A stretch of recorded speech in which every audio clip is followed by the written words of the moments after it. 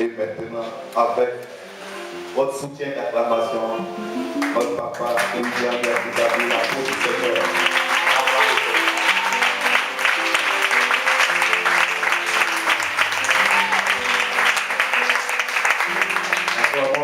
Jésus, rendons-nous la gloire ce matin, à nous seuls la gloire, à nous seuls l'honneur.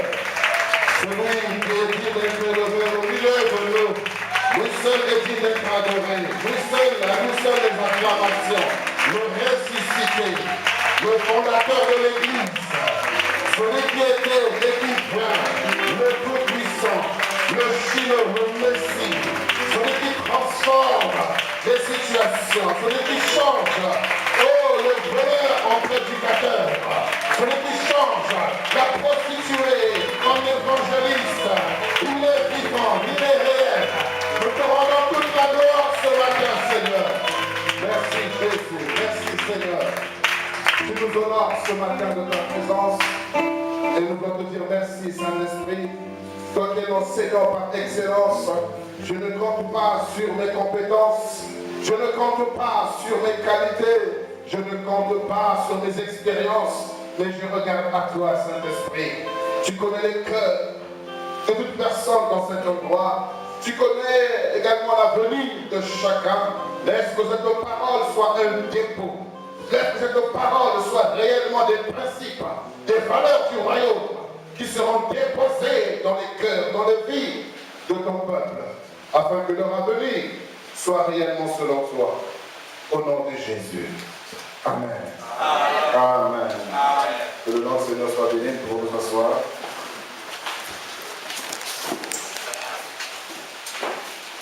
Bonjour, chers serviteurs, servants de Dieu. Que le Seigneur vous bénisse pour votre déplacement, pour le temps que vous mettez de côté pour venir écouter la parole du Seigneur. Comme vous savez, j'aime respecter l'heure. Et on a dit à midi, donc à midi, on aura tout bouclé. Amen. Encore une fois de plus, merci donc au docteur Francis, un ami, un frère que l'on connaît depuis de longue date, en 2006.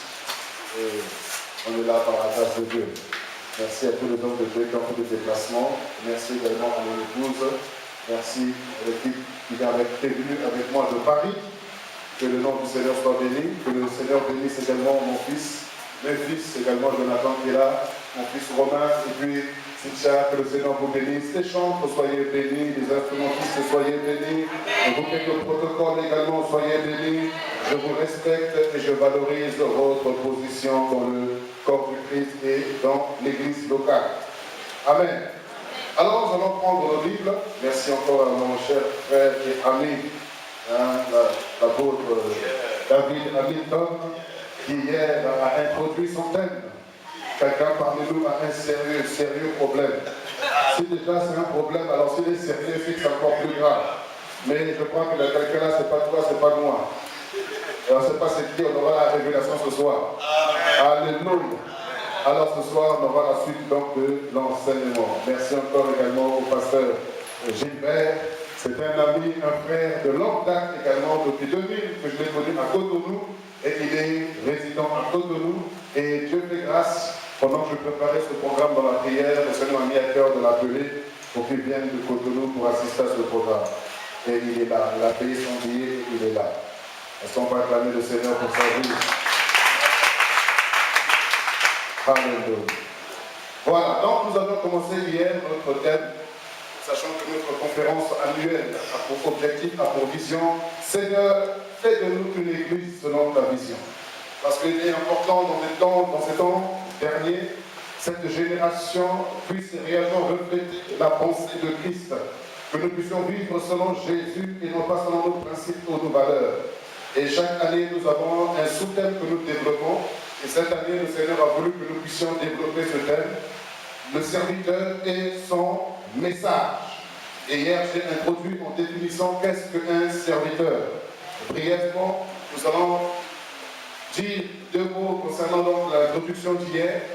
Nous avions compris qu'un serviteur est une personne qui est au service d'une autre personne ou d'une autorité. Donc un serviteur est une personne qui a des devoirs et des obligations envers son autorité. Et nous avons compris hier que Dieu a créé l'homme pour qu'il soit à son service. Dieu a créé l'homme pour qu'il puisse le servir. Et lorsqu'il a créé l'homme, il lui a donné des devoirs, à savoir de cultiver et de garder. Un autre devoir, celui de dominer. Et l'obligation que Dieu donne à l'homme, il lui dira, tu mangeras de tous les arbres du jardin, mais tu ne toucheras pas à l'arbre de la connaissance du bien et du mal. Et nous avions compris hier que le jour où l'homme a mangé de ce fruit, il s'est lui-même donné un autre maître que le maître initial, à savoir l'éternel Dieu. C'est pourquoi aujourd'hui, à cause de ce que notre père Adam a consommé de ce fruit, a été au-delà des obligations, eh bien, nous avons aujourd'hui deux maîtres. Mais nous n'en avons qu'un seul. C'est pourquoi il a dit, choisissez qui vous voulez servir. Et il a dit, dans Exode 20, tu n'auras pas d'autre Dieu devant ma face. Tu ne te feras pas des images taillées, tu ne feras pas de représentation quelconque des choses qui sont en haut dans les cieux, qui sont en bas sur la terre, dans les eaux plus basses que la terre. Tu ne regarderas pas non plus ces images, ne te prosterneras pas devant elles pour les servir. Donc vous comprenez que Dieu est un Dieu jaloux. Il veut réellement qu'on le serve lui et lui seul. Non, cette jalousie n'est pas égoïste, cette jalousie, elle est pour nous-mêmes. Parce que Dieu nous aime tellement que nous ne voudrions pas nous perdre. Et il dit, servez-moi, moi seul. Et néanmoins, il dit, choisissez qui vous voulez servir. Mais toi et moi, nous avons fait le choix de servir le Seigneur. Amen. Et nous avons vu hier également que, selon la langue hébraïque, nous avons plusieurs appellations du mot serviteur. Et en grec également, nous avons plusieurs appellations. Et on a parlé de ça hier. Je ne voudrais pas revenir là-dessus pour que nous puissions gagner du temps. Parce que 3 jours, c'est très peu pour développer ce thème. Donc nous voulons aller rapidement au grand 2. Parce que grand 1, c'était définition. Et nous allons maintenant au grand 2. Et je vais essayer par la grâce de Dieu aujourd'hui de finir sur le serviteur. Et demain, on va parler du message. Je vous dis que 3 jours, c'est très peu. Mais on va faire avec par la grâce de Dieu. Amen. Grand 2. Je veux un peu interpeller chacun de nous ici. Il n'y a qu'un seul serviteur de Dieu. Christ, l'unique et vrai serviteur de Dieu. Alléluia. Amen. Il n'y a qu'un seul et unique vrai serviteur de Dieu. Donc, le grand 2, notez Christ, virgule, l'unique et vrai serviteur de Dieu. On va développer ça par la grâce de Dieu. Christ, virgule, l'unique et vrai serviteur de Dieu. Notez les différents passages. Matthieu chapitre 12, du verset 13 au verset 21. Ésaïe 52, verset 13. Matthieu 12, du verset 13 au verset 21. Ésaïe 52, le verset 13. Luc chapitre 4, le verset 18. Et Matthieu chapitre 3, le verset 17. Matthieu 12, 13 à 21. Ésaïe 52, le verset 13. Luc chapitre 4, le verset 18. Et enfin Matthieu chapitre 3, le verset 17.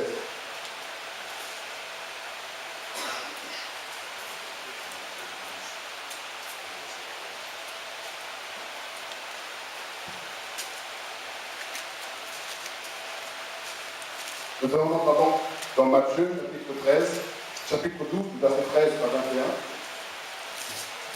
Matthieu, le chapitre 12, du verset 13 à 21. Alors il dit à l'homme, étends ta main. Il l'étendit et elle devint sainte comme l'eau. Les pharisiens sortirent et ils se consultèrent sur les moyens de le faire périr. Même Jésus, l'ayant su, s'éloigna de ce lieu. Une grande foule le suivit. Il guérit tous les malades Et il leur recommanda sévèrement de ne pas le faire connaître, afin que s'accomplisse ce qui avait été annoncé par Esaïe le prophète. Voici mon serviteur que j'ai choisi, mon bien-aimé en qui mon âme a pris plaisir. Je mettrai mon esprit sur lui et il annoncera la justice aux nations.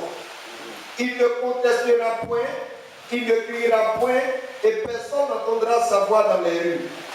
Il ne brisera point le roseau cassé et il n'éteindra point le lumignon qui fut jusqu'à ce qu'il ait fait triompher la justice. Verset 21. Et les nations espéreront en son nom. Alléluia. Est-ce qu'on peut reprendre le verset 18?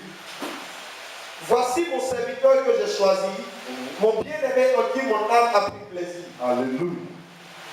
Voici mon serviteur que j'ai choisi. Alléluia. Pardon, excusez-moi. Pasteur Albert, avec tout le respect, je vais prendre la première place avec dans les 12. Voilà.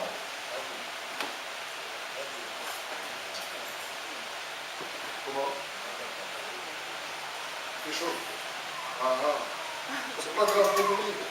Même s'il fait chaud, moi aussi j'ai chaud. Moi je viens du froid, donc on va se comporter comme ça.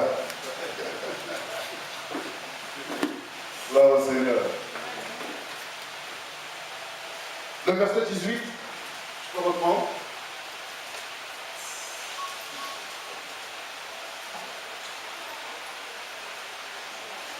Voici. On retient bien le verset 18 de Matthieu 12. Voici mon serviteur que j'ai choisi, mon bien-aimé en qui mon âme a pris plaisir. Amen. Et ensuite, le vers Matthieu, on va dans Ésaïe chapitre 52, verset 13. Ésaïe 52, verset 13. Ésaïe 52, verset 13.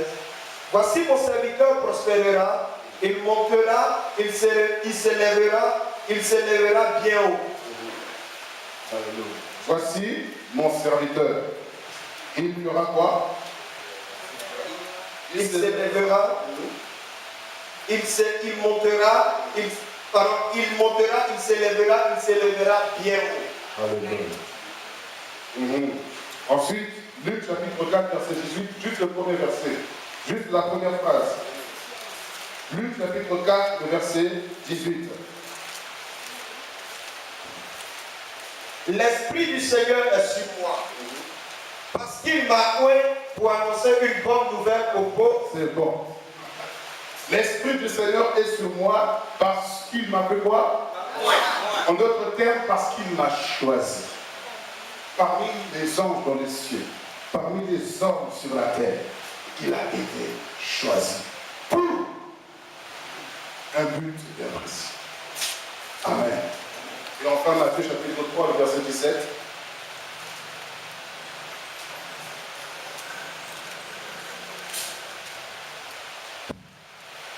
Matthieu 3, verset 17. Et voici, une voix fit entendre des cieux ces paroles. Celui-ci est mon fils bien-aimé, en qui j'ai mis toute mon affection. Amen. Alors, tous ces différents versets, simplement pour appuyer la pensée que je vous ai transmise en disant que Christ, l'unique serviteur de Dieu. L'Esprit du Seigneur est sur moi parce qu'il m'a oint, parce qu'il m'a choisi, parce que je suis le Christ, en d'autres termes. Pourquoi est-ce que Christ est le seul véritable serviteur de Dieu? Parce que Christ est la parole de Dieu faite chair. On dit au commencement était la parole était avec Dieu et la parole était Dieu. Donc les deux sont une seule personne. Et pourquoi est-ce que Christ est le seul et unique véritable serviteur de Dieu? Parce qu'il y a un dicton qui dit on n'est jamais mieux servi que par soi-même. Donc Dieu ne peut pas être mieux servi que par lui-même. Ce n'est pas l'homme qui peut servir Dieu. Comprenez bien la nuance. Je ne voudrais pas vous embrouiller la tête. Je vais arriver petit à petit. Amen. L'homme ne peut pas servir Dieu. Christ seul peut servir Dieu. Pourquoi? Parce qu'on n'est jamais mieux servi que par soi-même. Est-ce qu'on peut lire Genèse chapitre 6, le verset 3?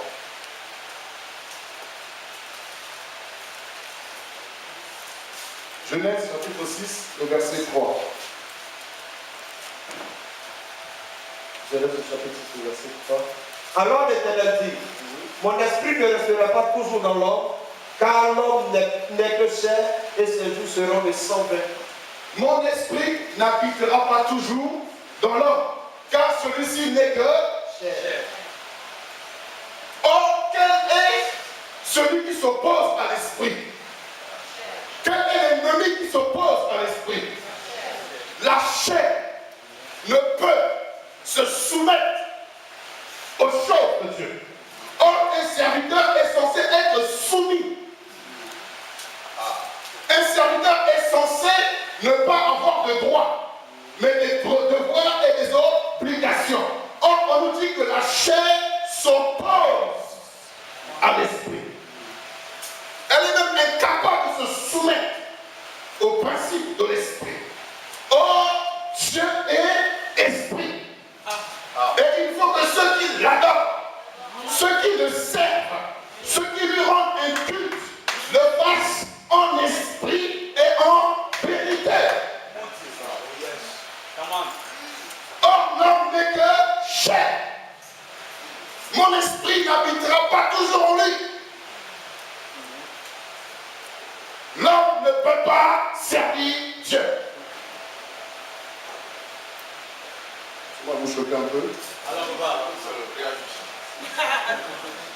Alors, papa. Dieu est esprit. Or, tout ce qui est né de la chair est chair. Tout ce qui est né de l'esprit est esprit. La chair ne peut pas servir l'esprit. Voilà pourquoi Christ est le seul et unique, véritable serviteur de Dieu.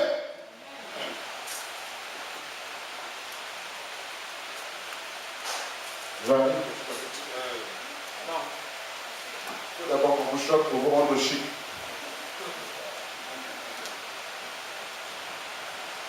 Jean chapitre 7, le verset 18.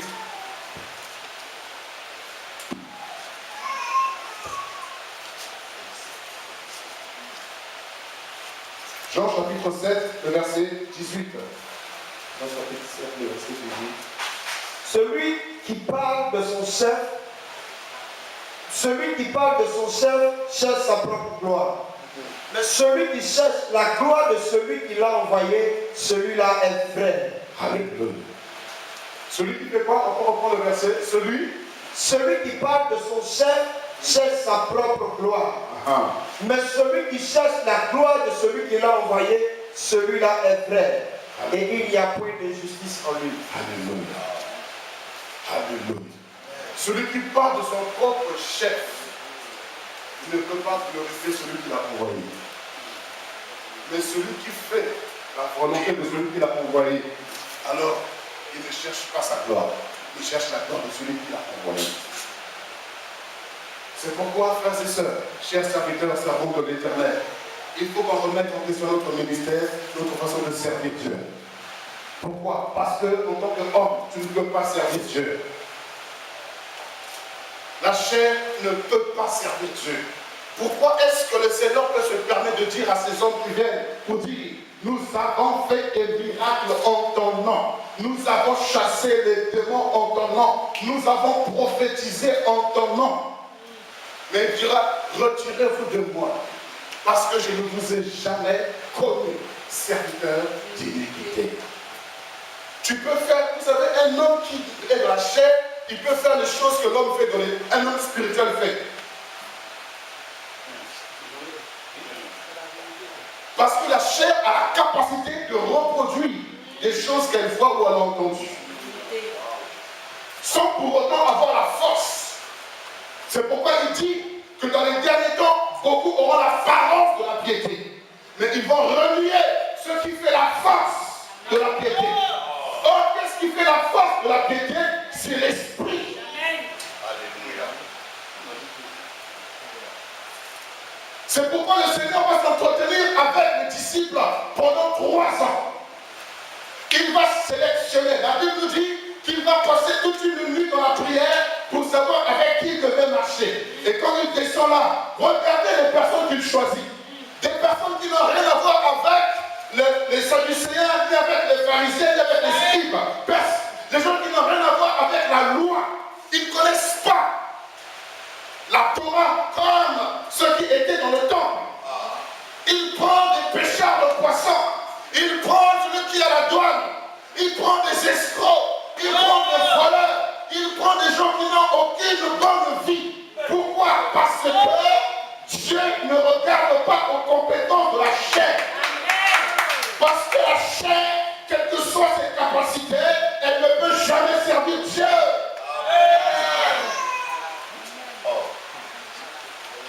Et il va prendre ces 12 personnes. Il va marcher avec eux pendant 3 ans. Parce que le chiffre 3 est un chiffre de formation. Le chiffre 3 marque la fin d'une phase pour rentrer dans autre chose. Et tous les chiffres qui ont un multiple de 3 marquent toujours une formation. La femme a 3 fois 3 mois avant d'accoucher. L'enfant va 3 ans à la maternelle avant d'aller à l'école primaire. On prépare le bac en 3 ans.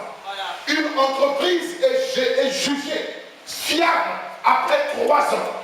Un ministère est jugé fiable après 3 ans. Jésus pose la question à Pierre 3 fois. M'aimes-tu? Si après 3 jours, il sort du tambour.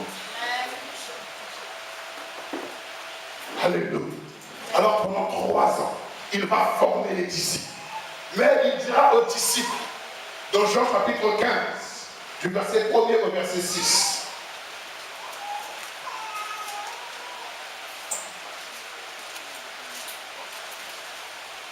Jean chapitre 15, verset 1 au verset 6. Je suis le vrai 7.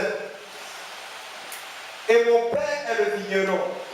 Tout sarment qui est en moi et qui ne porte pas de fruits, il le retranche. Et tout sarment qui porte du fruit, il les monte, afin qu'il porte encore plus de fruits.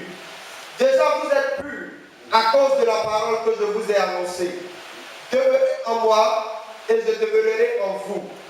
Comme le sarment ne peut de lui-même porter du fruit s'il ne demeure attaché au cep. Ainsi, vous ne le pouvez non plus si vous ne demeurez en moi. Je suis le cep. Vous êtes le sarment. Celui qui demeure en moi et en qui je demeure porte beaucoup de fruits. Car sans moi, vous ne pouvez rien faire. Si quelqu'un ne demeure pas en moi, il est jeté dehors comme le sarment et il sèche. Puis, on ramasse les sarments, on les jette au feu et ils brûlent. Amen. Après qu'il ait travaillé avec eux pendant 3 ans, il leur dira que je suis le vrai cep et vous êtes les sarments. Et lorsque nous voulons que le cep porte plus de fruits, eh bien on va l'émonder, donc le tailler. Donc le cep, c'est la branche qui porte le raisin. Amen. Amen. Il porte le raisin. Et il dit, comme le cep, comme les sarments ne peuvent pas porter du fruit en dehors du cep, ainsi vous non plus, vous ne pouvez pas porter de fruit en dehors de moi. Celui qui demeure en moi et moi en lui, alors il porte beaucoup de fruits. Car sans moi, vous ne pouvez absolument rien faire. Parce qu'on est que chair. Et la chair ne peut pas porter le fruit de l'esprit. Parce qu'elle en est incapable. Mais néanmoins, il dit celui qui demeure en moi et moi en lui. Celui qui s'attache au Seigneur est avec lui un seul esprit. C'est pour cela qu'après les 3 ans, il va leur dire dans Luc chapitre 24, allez à Jérusalem, attendez-moi là-bas. Ne bougez pas de la chambre haute jusqu'à ce que vous soyez revêtus de la puissance d'en haut. Parce que si vous partez sans l'esprit, si vous partez sans moi, il vous sera alors impossible de porter du fruit. Et aujourd'hui, beaucoup ont reçu la connaissance, mais n'ont pas reçu l'esprit. Et ils sont en train de travailler sur la base de la connaissance, mais pas de la force de l'esprit. Ils ont été 3 ans avec Jésus. Ils ont reçu les enseignements de Jésus. Ils pouvaient aller et bouleverser les gens de leur conscience. Mais il leur a dit, ne faites pas ça. Ce que vous avez reçu vous a émondé, vous a purifié, vous a lavé. Mais il ne faut pas rester à là. Vous devez être totalement revêtus de l'esprit. Or, en vérité, l'esprit, c'est le Seigneur. Le Seigneur, c'est l'esprit. Christ, c'est l'esprit. L'esprit, c'est Christ. Donc, il a été avec eux dans la chair pour leur montrer comment il fallait marcher. Et Jean a dit, nous avons vu cette parole qui a été faite de chair. Elle a habité parmi nous plein de grâce et de vérité. Elle a marché au milieu de nous, opérant de miracles. Et nous avons contemplé sa gloire, comme la gloire du Fils unique, venu du Père. Donc lorsqu'ils ont vu Jésus marcher, maintenant il a dit, il est avantageux pour vous que je m'en aille. Parce que si je ne pars, vous ne pourriez absolument rien faire. Voici mon serviteur. Il fera quoi? Il montera. Il montera où? À la croix, à la croix, à la croix. Il doit monter. Et quand il monte de la croix, il doit prospérer. Prospérer signifie sortir avec force d'une situation. Donc en d'autres termes, quand il va monter, il va prospérer dans le sens où il va ressusciter. Et quand il ressuscite, il montera très haut et sera très haut placé. Alléluia.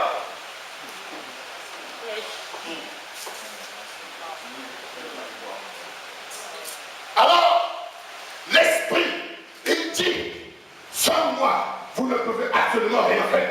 Mais voici, je suis moi-même avec vous. Et il les accompagnait. Là, je ne suis pas seul.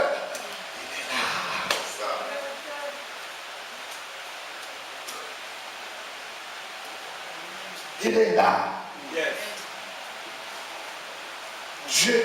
Sans moi, vous ne pouvez absolument rien faire. Je vous dis, un serviteur, un ministère où Jésus règne, je vous assure que cette personne ne peut pas imiter Jésus. Un serviteur n'a pas à imiter. Il a dit lui-même, il suffit aux disciples d'être comme le maître. Il suffit seulement d'être comme le maître. Celui qui a vu le serviteur de Dieu a vu Jésus normalement. Wow. Mais si on ne voit pas Jésus, c'est parce que tu n'as pas l'esprit de Christ. Tu as entendu parler de Christ, tu as la connaissance de Christ, mais tu n'as pas Christ.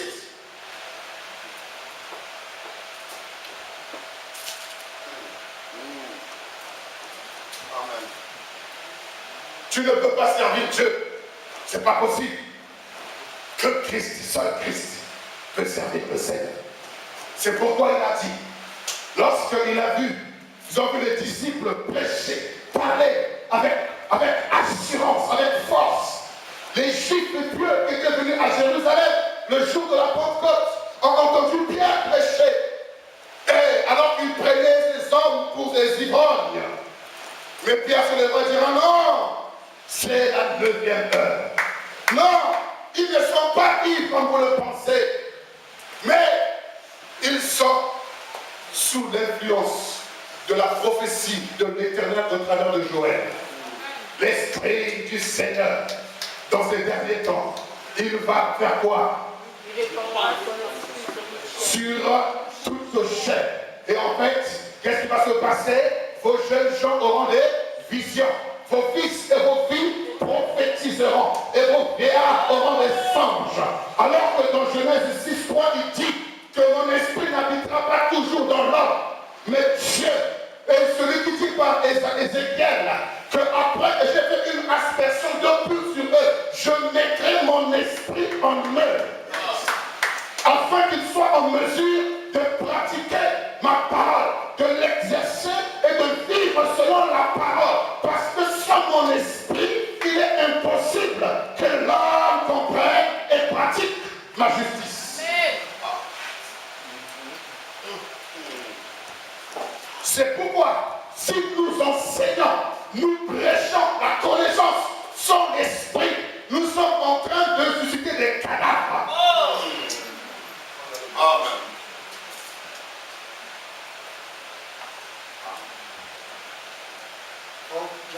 Amen. Seul Christ est le vrai serviteur. Parce que dans le psaume, il dit, ma droite m'a secouru. La droite de l'Éternel, c'est qui? C'est Jésus. Amen. La droite, rappelez-vous qu'est-ce que Jacob dira lorsque Rachel accouche le dernier enfant. Lui, elle veut l'appeler le fils de ma douleur. Mais Jacob dit non, on l'appellera le fils de ma droite. En vérité, c'était prophétique pour parler de Christ. Amen. Parce que tous les 12 enfants de Jacob, c'était une préfiguration de Jésus. Le véritable Ruben, c'est Christ. Le véritable Joseph, c'est Christ. Le véritable Benjamin, c'est Christ. Le véritable Judas, c'est Christ. Le véritable Siméon, c'est Christ. Le véritable Lévi, c'est Christ. Le fils de ma droite est venu à mon secours. C'est pourquoi le psaume 118 le dit, que la droite de l'Éternel est agitée. C'est Christ lui-même qui est à l'œuvre, renversant les œuvres des ténèbres, renversant les œuvres du diable, car le Fils de l'homme est apparu pour détruire les œuvres du diable, pour ôter le péché. Ma droite est venue à mon secours, parce que l'homme ne va servir Dieu. Seul Christ, c'est Dieu.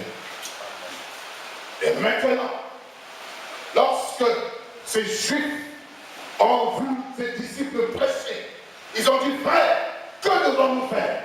Il a dit, repentez-vous et recevez l'Esprit.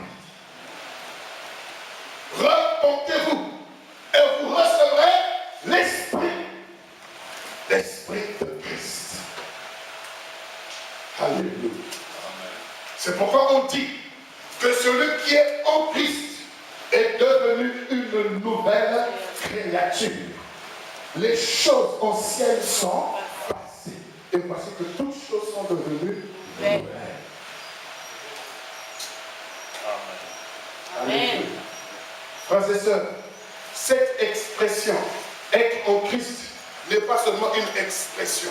C'est pour cela qu'il dit que vous avez fait ces choses en mon nom, mais vous n'étiez pas en moi. Vous pouvez faire des choses au nom de Jésus, mais si vous n'êtes pas en Christ, vous serez comme les 7 fils de Sheba. Au nom de Jésus que Paul prêche. Il dit, nous on connaît Jésus, on connaît Paul, que vous, qui êtes-vous? Alléluia. Est-ce qu'on nous comprend ce matin? Oui. Ceux qui sont en Christ, quand tu acceptes Jésus, à ce moment-là, les choses anciennes sont passées. Tu deviens une nouvelle création. Tu n'es plus la création selon Adam, mais tu deviens la création selon Christ.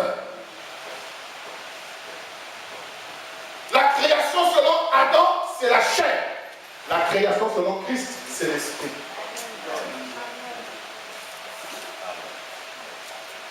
Alléluia. Amen. La création selon Adam a échoué. C'est pourquoi on appelle Jésus le premier-né d'entre les morts. Pourquoi d'entre les morts? Parce qu'il a dit le jour où tu en mangeras, tu mourras. Et effectivement, nous sommes morts en Adam. Mais le nouvel Adam, qui est Christ, nous a ressuscités. Et nous sommes une nouvelle créature. Ou une nouvelle création.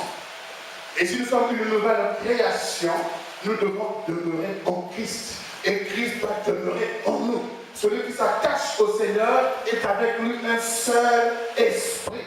Alors à ce moment-là, je peux, en étant en Christ et Christ en moi, servir Dieu.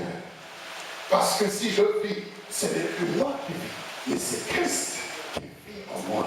Si c'est Christ qui vit en toi, donc c'est Christ qui sert Dieu au travers de toi.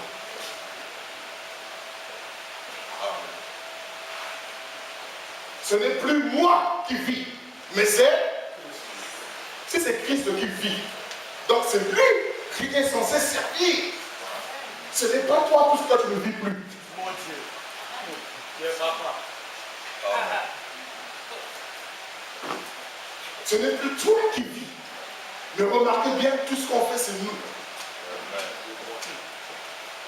Et dès lors que nous faisons les choses selon nous, on s'étonne pourquoi il n'y a pas des résultats qu'on attend de la part de la parole de Dieu.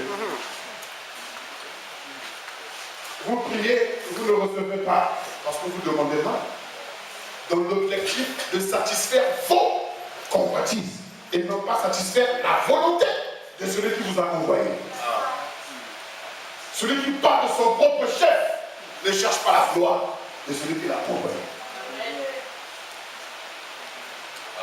C'est pour ça que plusieurs serviteurs aujourd'hui ne servent pas Dieu et se servent de Dieu pour se faire un nom.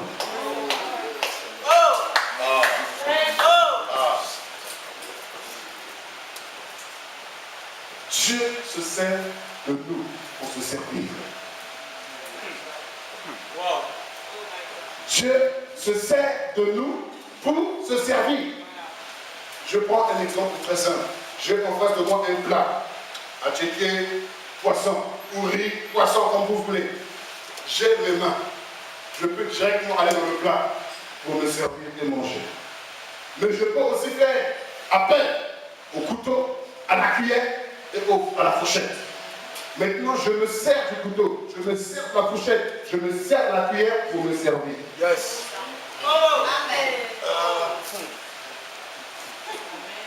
C'est pas parce que je prends le couteau que c'est le couteau qui va manger.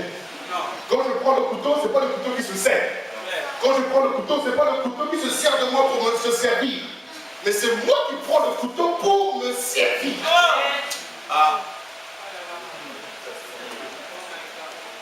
Donc Dieu se sert de toi et de moi pour se servir. Parce que nous sommes son ouvrage. Amen. Alléluia.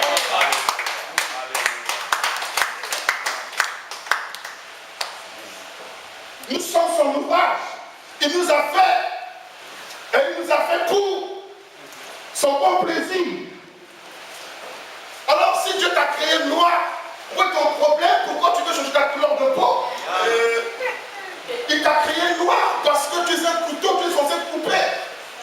Pourquoi est-ce que tu veux envier la cuillère ou la fourchette pour chercher à te faire des incisions pour te ressembler à une fourchette? Vraiment.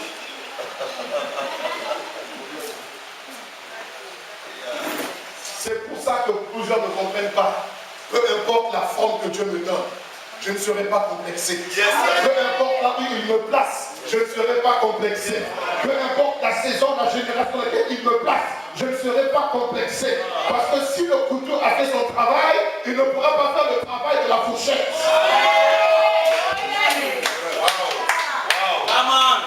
Parce que le jour où le couteau voudra faire le travail de la fourchette, il risque d'endommager la langue et le palais et tout ce qui s'ensuit dans la bouche. Il n'a pas été formé pour ça. Il n'a pas été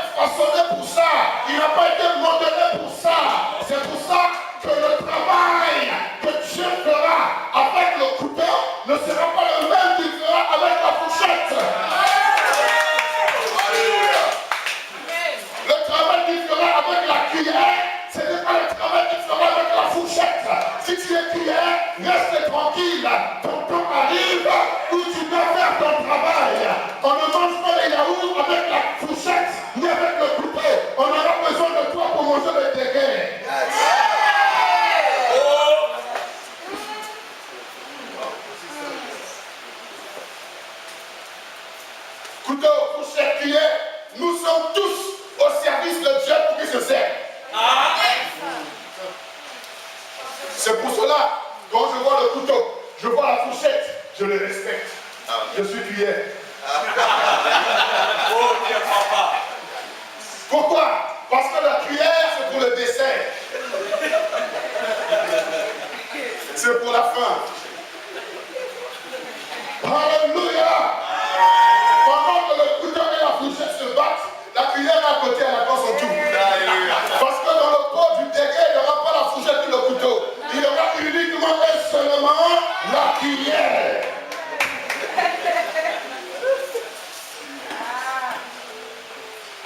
Est-ce que l'image passe? Est-ce que le message passe?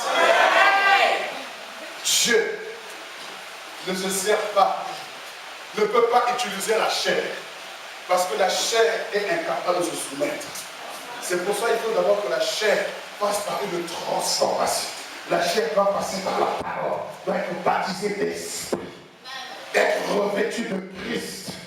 Dans la chambre haute, attendez jusqu'à ce que vous soyez remplis, revêtus de moi-même, afin que, quand vous servirez, que le Père ne vous voit pas vous, mais qu'il le voit.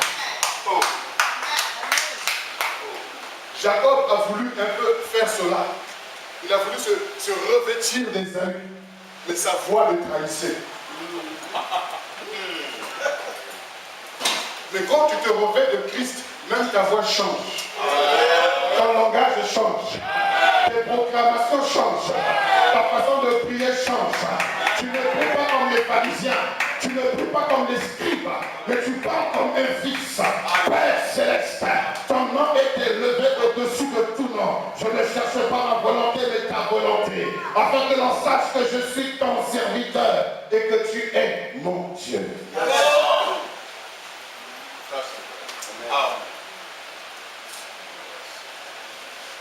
Est-ce qu'on peut avancer un peu? Le problème encore grave, on peut être en Christ et continuer à faire sa volonté.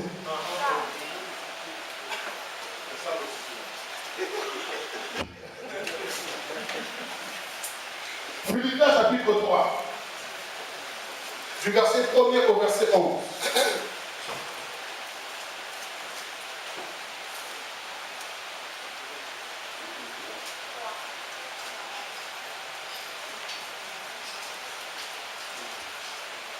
Philippiens chapitre 3, du verset 1er au verset 11.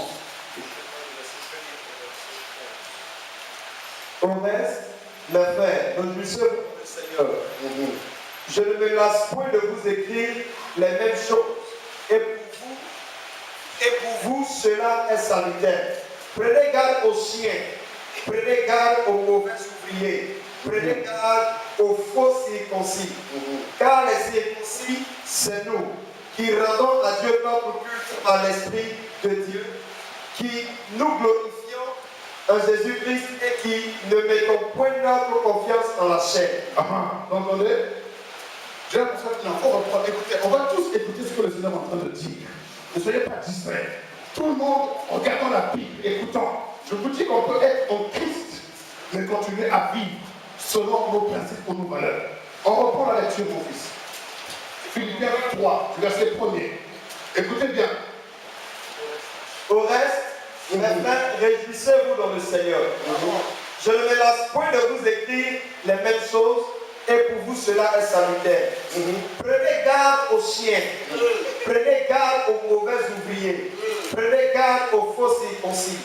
Car les circoncis, c'est nous, qui rendons à Dieu notre culte par l'Esprit de Dieu, qui nous glorifions en Jésus-Christ et qui ne mettons point notre confiance en la chair. Voyez, les vrais circoncis, ce sont ceux-là qui rendent un culte à Dieu par l'Esprit et non pas par la chair. Parce que la chair ne peut pas servir Dieu. Mais c'est l'esprit, seulement l'esprit. Dieu se sert de lui. Dieu ne peut être mieux servi que par lui-même. Donc les faux circoncis, ce sont ceux-là qui se font passer pour des circoncis, mais qui ne le sont pas. Vous savez, pour savoir si on est circoncis ou pas, il faut aller dans l'intimité. Pourquoi? Parce que la circoncision, selon la loi, devait se faire au niveau des hommes. Donc, on doit couper on doit couper. Donc, ce n'est pas tout le monde qui peut savoir si tu es circoncis ou pas. Il faut aller dans l'intimité. Comme on est tous là, on est tous apparemment frères et sœurs. Mais si on rentre dans l'intimité, c'est là où on saura réellement qui est converti et qui ne l'est pas.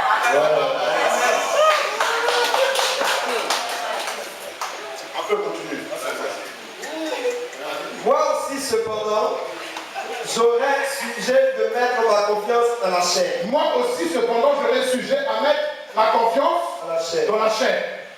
Si quelqu'un peut pouvoir se confier en la chair, je le puis bien davantage. Moi, circoncis le 8e jour de la race d'Israël, de la tribu de Benjamin, hébreu né hébreu. Quant à la loi pharisienne, quant aux ailes persécuteurs de l'Église, irréprochables à l'égard de la justice de la loi. Mais ces choses qui étaient pour moi des gains, je les ai regardées comme une perte à cause de Christ. Et même, je regarde toutes ces choses comme une perte à cause de l'excellence de la connaissance de Jésus-Christ mon Seigneur, pour lequel j'ai renoncé à tout. Et je les regarde comme de la boue, afin de gagner Christ et d'être trouvé en lui, non avec ma justice, celle qui vient de la loi, mais avec celle qui s'obtient par la foi en Jésus. Excuse-moi. Voilà, regardez bien ce qu'il est en train de dire.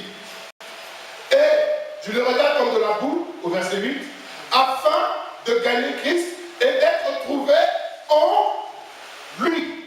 Verset 9. Verset 9. Être trouvé quoi? En lui. Avec quoi? Non avec ma justice, Non avec ma justice, mais celle qui vient de la loi, mais celle qui s'obtient par la foi en Christ. voilà, écoutez. Donc on peut être en lui, mais avoir sa propre justice. Avoir ses propres principes, avoir ses propres valeurs. Mais pourtant on est en Christ. C'est pourquoi il y a beaucoup de serviteurs de Dieu, ils sont en Christ, ils servent Dieu, mais avec leur justice.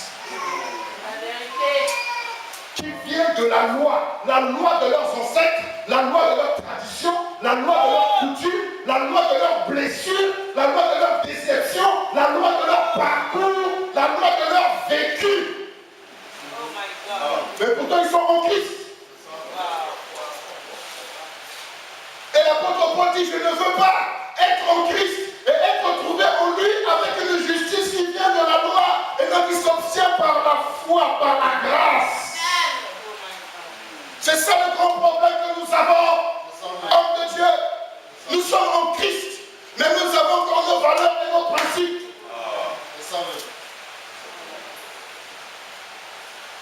Je peux continuer.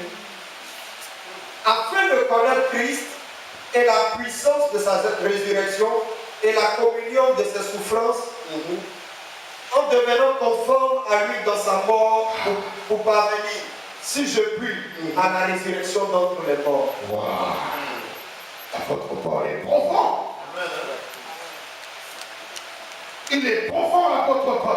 Il est en train de dire que tout ce que j'ai reçu par la chair, les diplômes que j'ai obtenus par la chair, les connexions que j'ai eues par la chair, les relations que j'ai eues par la chair, je considère tout ça comme de la boue afin de gagner Christ.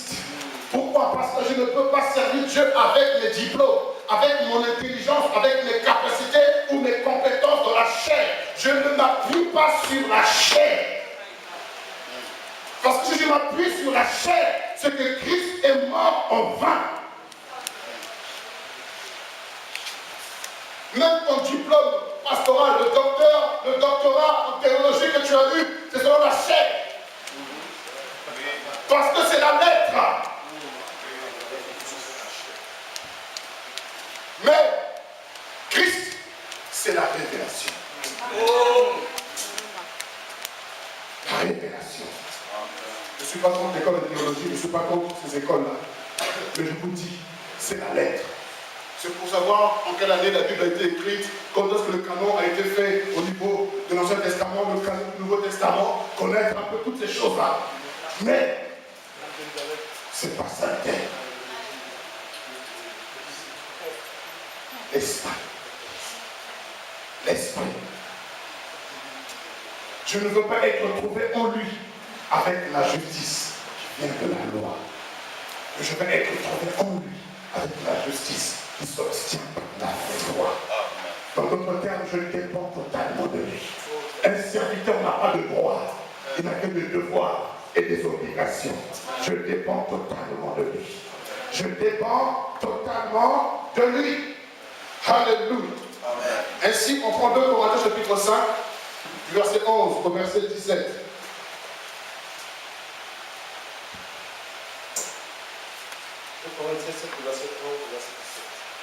Connaissant donc la crainte du Seigneur, nous cherchons à convaincre les hommes. Dieu nous connaît. Et j'espère que vos consciences, vous nous connaissez, que dans vos consciences, vous nous connaissez aussi. Nous ne vous recommandons pas de nouveau nous-mêmes auprès de vous.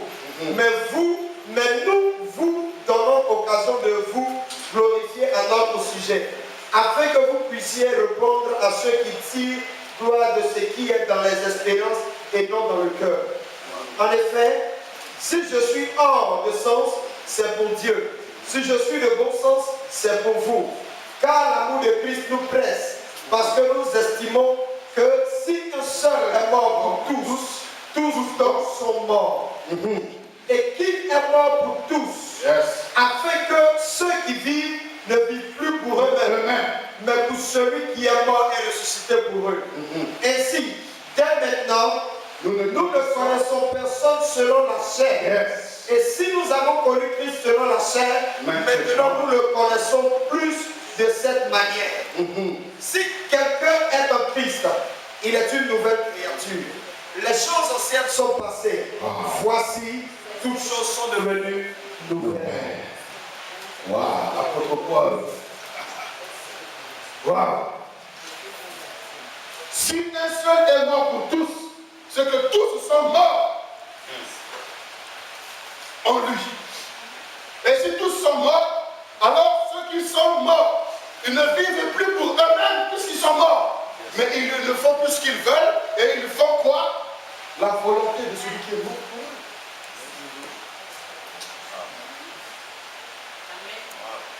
Tu es censé, en vérité, normalement, on doit être mort. En vérité, tu ne peux pas être vivant et servir Dieu. Amen. Amen. Tant que ta chair est vivante et elle sert Dieu, ton offrande ne sera jamais agréée.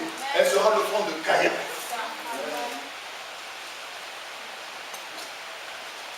Je vais vous dire une chose.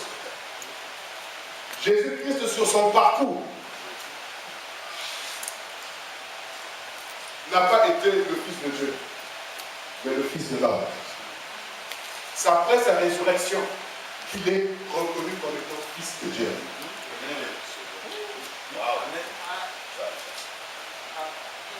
Romains chapitre 1.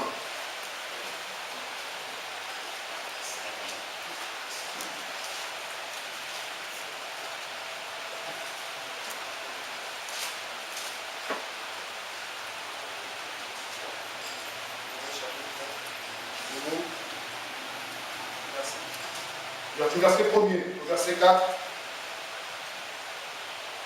Verset 1er, verset 4.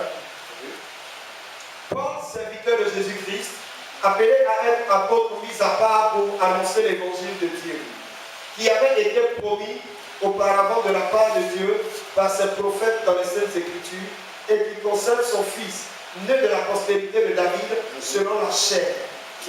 Selon la chair. Et déclaré fils de Dieu avec puissance selon l'esprit de sainteté par sa résurrection d'entre les morts. Jésus-Christ, notre Seigneur. Nous avons entendu.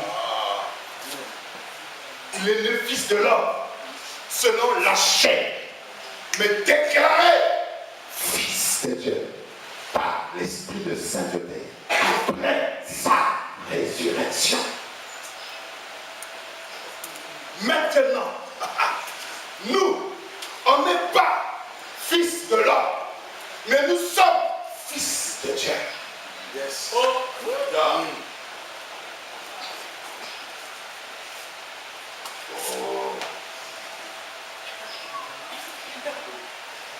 Donc, nous, Christ nous fait grâce de passer de fils de la chair, fils de Dieu. Waouh, quelle Pourquoi? Parce qu'il est appelé le premier-né. Or, en grec, lorsqu'on parle de premier, on parle de protos. Et protos, c'est devient le mot prototype. Un prototype, c'est comme un mannequin ou comme une maquette qui est censée représenter les choses à venir. Christ est le protos, le prototype d'homme que Dieu cherche. Pas Jésus, mais Christ. Et le protos, le prototype d'homme que Dieu cherche. C'est pourquoi il dit que la gloire de la seconde maison sera plus grande que celle de la première. Christ est la première maison, je suis la gloire de la seconde maison. C'est pourquoi il dit, celui qui croit en moi, il fera de plus grandes œuvres que celles que moi j'ai faites. Parce que la gloire de la seconde maison est censée être beaucoup plus grande. C'est pourquoi la Bible me dit, avec Christ, je ferai des exploits. Et si je dois faire des exploits, dans ma mentalité, je ne cherche pas ce qui est petit. Je ne cherche pas à faire comme tout le monde. Mais je suis censé être un faiseur d'exploits. Là où les hommes disent que c'est impossible, je trouve que c'est ma position. Je trouve que c'est ma place. Parce que ça nécessite un exploit. Et je suis porteur d'exploits.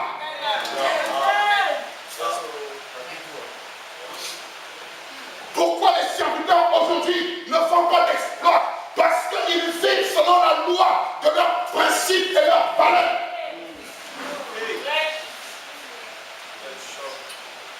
Ils vivent, ils voient les choses, ils conçoivent les choses selon la chair. Or la chair ne peut plaire à Dieu.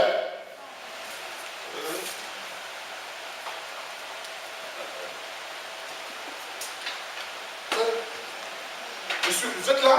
On dirait que je vous ai perdu quelque part. Je vous ai perdu quelque part. Vous êtes avec moi?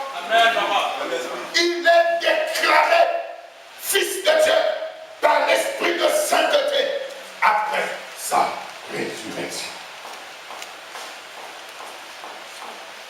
Et nous